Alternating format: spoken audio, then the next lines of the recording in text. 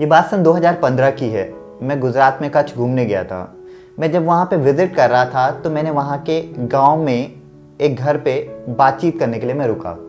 मैंने वहाँ पे देखा कि एक स्टूडेंट जब घर आया तो उसने अपना बैग किनारे रखा, खाना खाया और थोड़ी देर बाद वो कपड़ा बनाने वाली मशीन पे काम करने लगा। ये मुझे बहुत इंटरेस्टिंग लगा कि एक छोटा सा बच्चा कपड़े बनाने वाली मशीन पे काम कर रहा है। मैं उससे बात करने जब मशीन के पास गया तो मैंने उससे पूछा, ये काम तुम्हें पसंद आता है? तो उसने स्ट्रेट फॉरवर्ड जवाब दिया, नहीं, ये काम मुझे बिल्कुल पसंद नहीं आता। तो मैंने उससे पूछा कि फिर क्यों करते हो? तो उसने कहा कि हमारे घर में काम करना कंपलसरी है, पापा ज़बरदस्ती करवाते हैं। तो मैंने इसी जवाब के साथ उसके पापा से बात की कि जब उसे ये काम पसंद नहीं आता तो आप उससे ज़बरदस्ती क्यों करवाते हैं? उसके पिता ने जवाब दिया कि ये स्कूल जाता है, वहाँ कुछ सीखता है, फ्यूचर में ये जो कुछ भी बनना चाहेगा ये इस पर है, पर ये स्किल, ये कला जो मेरे पुरखों ने मुझे सिखाई है, जो मेरे दादा ने मेरे पापा को और मेरे पापा ने मुझे सिखाई है और जो मैं प्रैक्टिस भी कर रहा हूँ, इस कला को आगे बढ़ने के लिए इसका सीखना बहुत ज़रूरी है। ये चाहे न चाहे पर इसको सिखाने की जिम्मेदारी मेरी है। फ्यूचर में अगर इसे ये प्रैक्टिस करना चाहेगा तो ये इस पर है, इसको उसकी रूट नॉलेज तो होगी, बेसिक नॉलेज तो होगी और इसे अच्छी तरीके से प्रैक्टिस कर सकता है और ये कला भी बची रहेगी और ये चाहे तो अपना भविष्य भी इस कला में निखार सकता है। अब आप सोचेंगे कि इस कहानी का जिक्र मैंने क्यों किया। इस कहानी में एक स्किल का जिक्र है, कपड़ा बनाना। सन 2014 में यूनाइटेड नेशन द्वारा 15 जुलाई को world youth skill day declare किया गया। इसे डिक्लेयर करने के पीछे मुख्य उद्देश्य था कि दुनिया भर के युवा अलग अलग जगहों पे काम कर सके, अलग अलग स्किल्स गेन कर सके, दुनिया भर के जो अलग अलग सेक्टर है उनके लिए उनमें काम करने के लिए इक्विप्ड हो सके और एंटरप्रेन्योरशिप की तरफ आगे बढ़ सके। यूनाइटेड नेशन द्वारा हर साल इसकी थीम डिसाइड की जाती है। दुनिया कोविड-19 के बाद बदल चुकी है, स्किल्स बदल चुके हैं, सेक्टर बदल चुके हैं। उन्हीं को ध्यान में रखते हुए 2021 में यूनाइटेड नेशन द्वारा इसका थीम डिसाइड किया गया है, reimagining youth skill post pandemic. यानी दुनिया में जो कोविड-19 के बाद दुनिया बदली है उसके लिए कौन कौन से स्किल जरूरी है, उन पे बात करना किस तरीके से जरूरी है। अगले कुछ देर में हम इसी थीम से संबंधित दो इंपॉर्टेंट कॉन्सेप्ट पे बात करने वाले हैं। पहला 21st सेंचुरी स्किल्स और दूसरा नॉलेज स्किल माइंडसेट पे। अगर आप हमारे चैनल पर नए आए हैं तो चैनल को सब्सक्राइब कीजिए, वीडियो को लाइक कीजिए और दोस्तों के साथ शेयर करना बिल्कुल ना भूलिएगा।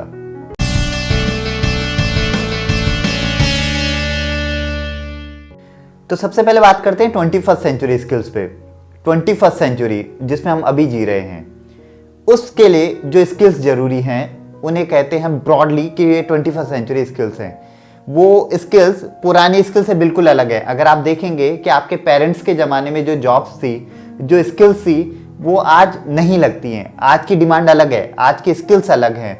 वो लोग हार्ड वर्क पे बिलीव करते थे, आज स्मार्ट वर्क में कन्वर्ट हो गया है। कोविड-19 के बाद हमारा मार्केट बहुत अलग तरीके से बदला है। अगर आप देखेंगे कि एक बहुत बड़ा डिजिटल रिवॉल्यूशन हमारे सामने खड़ा हो गया है। हमारे मॉल ऑनलाइन हो गए हैं, हमारी जॉब्स ऑनलाइन हो गई, हमारी एजुकेशन ऑनलाइन हो गई और भी बहुत तरीके से सेक्टर ऑनलाइन मोड में आगे बढ़े हैं। यहाँ पर एक बहुत बड़ा फिल्टर लगा है, जिनके पास डिजिटल स्किल है, जिनके पास डिजिटल स्किल्स नहीं है। तो 21st सेंचुरी हमें उन स्किल्स को अडॉप्ट करने में, नई स्किल्स को अडॉप्ट करने में मदद करता है। 21st सेंचुरी स्किल्स के 4 C's हैं: communication, collaboration, creativity and critical thinking. सबसे पहले बात करते हैं कम्युनिकेशन स्किल पे।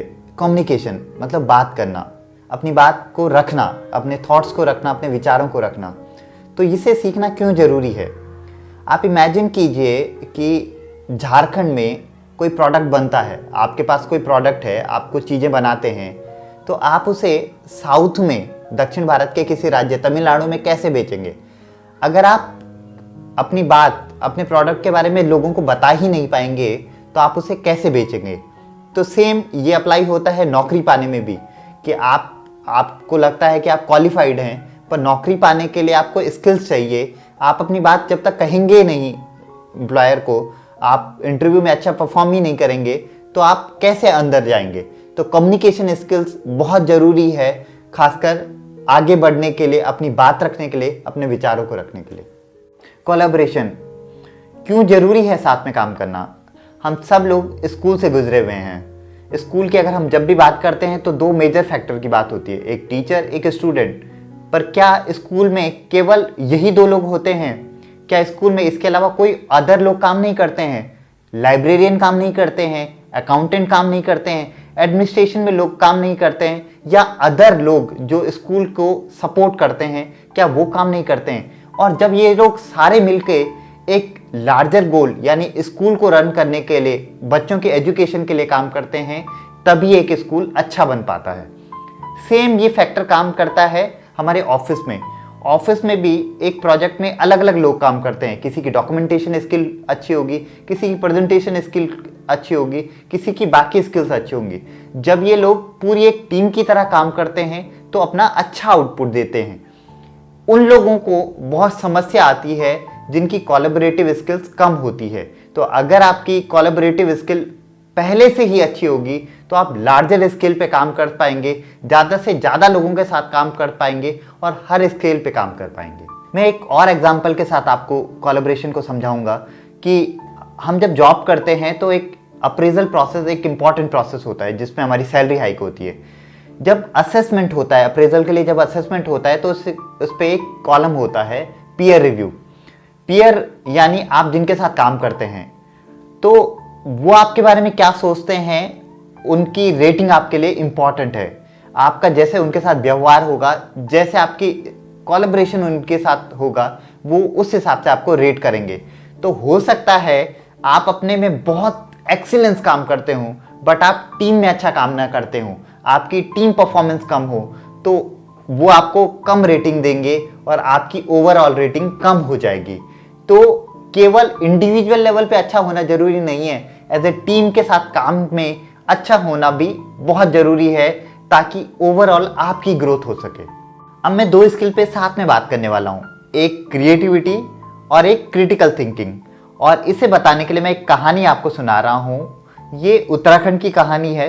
उत्तराखंड में अपर हिली रीजन में फ्रूट्स अच्छे होते हैं और क्योंकि हिली रीजन्स हैं तो बरसात भी बहुत ज़्यादा होती है, तो सड़कें टूट जाती हैं। जो फलों का मौसम है जून जुलाई वाला, उसमें अधिकतर सड़कें टूटी रहती हैं। तो क्योंकि गांव में फसल बहुत अच्छी हो रही थी, फ्रूट बहुत अच्छे हो रहे थे और वो शहर तक पहुंच नहीं पा रहे थे, तो लोगों ने सोचा कि क्या ऐसा इनोवेटिव आइडिया रखा जा सकता है, क्या सोचा जा सकता है कि ताकि उनका प्रोडक्ट भी शहर तक पहुंच पाए, उन्हें दाम भी मिले और उसकी सेल्फ लाइफ भी बढ़ाई जा सके। तो उन्होंने बहुत डिफरेंट टाइप के अप्रोचेस अपनाए। उन्होंने लोकल मार्केट में सेल करना शुरू किया, पर लोकल मार्केट में उतना कंजप्शन नहीं था, उसे शहरों तक, बड़े शहरों तक पहुंचना बहुत ज़रूरी था। तो उन्होंने फाइनली थोड़ा रिसर्च करके, थोड़ा आइडियाज़ अलग अलग तरीके से लेके प्रोडक्ट्स को, मतलब फ्रूट्स को जैम, जेली और जो सिट्रस फ्रूट थे उन्हें जूस में बदलना शुरू किया। इससे प्रोडक्ट की सेल्फ लाइफ बढ़ गई, उनका खराब होने का डर खत्म हो गया और जब सड़कें ठीक हो गई तो उस शहरों में आने लगे। यहाँ पे दो इंपॉर्टेंट स्किल का यूज़ हुआ। एक तो उनका क्रिटिकल थिंकिंग, उन्होंने देखा कि कैसे प्रोडक्ट को मार्केट तक पहुँचाया जा सकता है।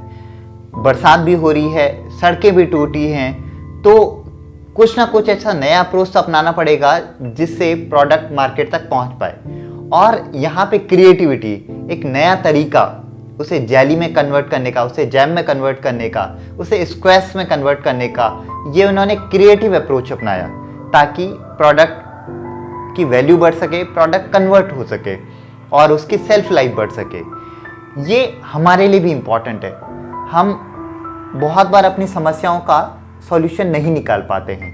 अधिकतर आप देखेंगे कि अगर आप जॉब के लिए अप्लाई कर रहे हैं, अगर आप बार बार रिजेक्ट हो रहे हैं, तो क्या आप नए अप्रोच में कन्वर्ट हो रहे हैं या वही बातें, जिन बातों से आप रिजेक्ट हुए हैं, वही बातें आप नए वाले एम्प्लॉयर को भी बोल रहे हैं।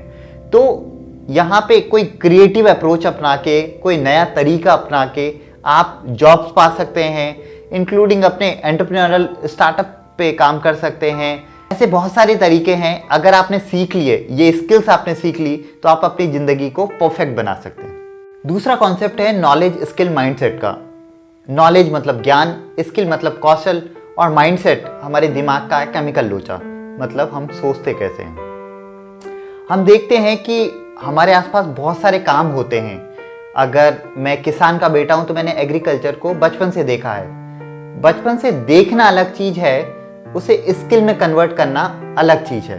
मतलब मैंने हो सकता है अपने पेरेंट्स को काम करते हुए देखा है, पर मुझे प्लांट लगाने नहीं आते, मुझे एग्रीकल्चर नहीं आता, मुझे सीजनल क्रॉप को कैसे उगाया जाता है वो नहीं आता है। मैं एक एग्जांपल एग्रीकल्चर का आपके सामने शेयर कर रहा हूँ, यही अलग अलग सेक्टर में भी काम करता है।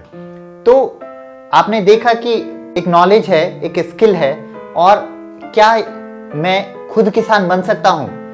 माइंडसेट की जर्नी, क्योंकि अधिकतर आप देखते हैं कि किसान अपने बेटे को किसान नहीं बनाना चाह रहा है, जस्ट बिकॉज वो सोचता है कि ये एक रिस्पेक्टफुल जॉब नहीं है, पर दुनिया का पेट तो किसान ही भर रहे हैं। उस माइंडसेट को समझना बहुत जरूरी है।